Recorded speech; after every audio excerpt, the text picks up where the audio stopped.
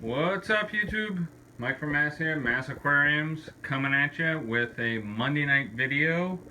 I saw one of my YouTube buddies, Rachel, on Facebook say how she is apologizing for not getting emails out because she's got a big storm coming. Well, in Massachusetts, in the Northeast, we're a couple hundred miles north of her, we have the same storm coming, and I wanted to give you guys a video on how I prep for big storms where not just, a ton of snow. Everybody can get a ton of snow and you can go and play in it, but up in the Northeast, when we get northeasters, not only is it a ton of snow, but it's wind and it's blizzard conditions, blowing trees down. I've already had a couple trees on my property blow down this year. So I wanted to give you guys a quick video on what I do to prepare for a storm when having fish tanks. Number one, I do a water change in all of my fish tanks. It calms me down. It makes me know that if the power goes out during the storm and is out for several days, 3, 4, 5 days, even if it's like 16 hours, I have the means to filter the tank, but it soothes me that I've done a water change in every tank. So if I know there's going to be a really bad storm, I do a water change in every single tank. I just did a water change in this tank. You can see there's some purling going on with the Blixa, a little bit of purling. But actually this tank looks pretty sweet after water changes. Usually you do big water changes, the tank's a little, it's not milky, it's just super clear. But this tank clears up super quick. Look at all the purling going on. You gotta love it. Anyway, this is the 40, and so I do water changes, and I have 3 tanks. I did a water change in all 3 tanks. Next, what do I do after that? You gotta go. First of all, you gotta have a beer. You gotta get your wood ready. Well, this is about what I go through in half a day, so I got a little stacking to do here. That's the emergency. Get a good fire, folks. Warm your house. And you gotta have a beer. Always.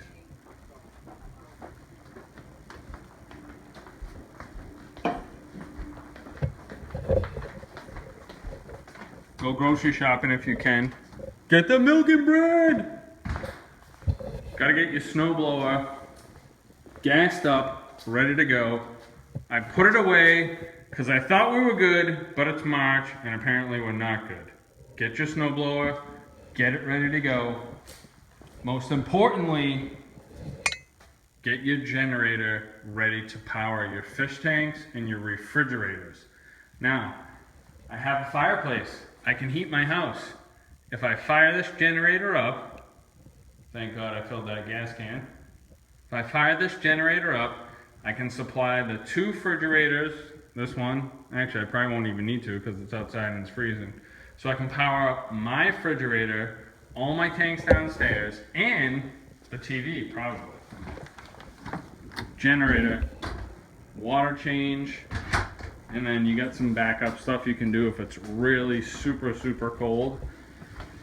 Where you live, you want to get a ton of moving blankets. Get all the blankets you can if you need to cover your tanks. If you think they're going to be out for a long period of time, where someplace where you can't heat, like the basement. You can see the furnace is going off. But I have my baby. This is my best tank here that I just basically treat like all my other 4 kids. And I got the experimental 10-gallon. Now this is a walk-in basement, and it's going to be really cold. So you can wrap your tanks in blankets, moving blankets, styrofoam, whatever you need to do, cover them up. Another tip, which I've already done tonight after I did my water changes, I made salt water. I got tons of RO that I make in these 2 buckets right here. 1, 2, 55-gallon full of RO, 30, I think there's a 32-gallon full of RO, 32, 55. Made this starting about 5 days ago, finished off that. Made sure I have tons of RO, and I made all my salt water. I got 35 gallons. This is after the 2 water changes on this tank and this tank. I know you guys are enjoying me walking around my basement. Final. Stack up a bunch of wood so you don't have to go outside if it's crazy cold. I already got 3 cords there and a cord there that I thought I was going to burn. But next, right next to your house,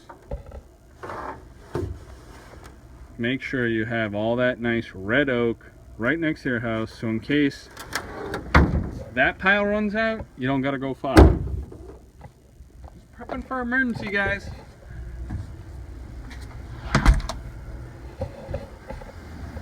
And that's about it. Make sure your tanks are filtered with an air stone that can be battery operated, and wrap your tanks if you live in a cold temperature. That's really all you need to do in a power outage. If you're in a warm temperature, maybe you have to cool them. Bags of ice will help. Do 1 at a time here and there until you can get the temp. And just make sure you can run an air filter or an air stone and oxygenate the water. This is Mike from Mass, and make sure you're watching football. I'm out.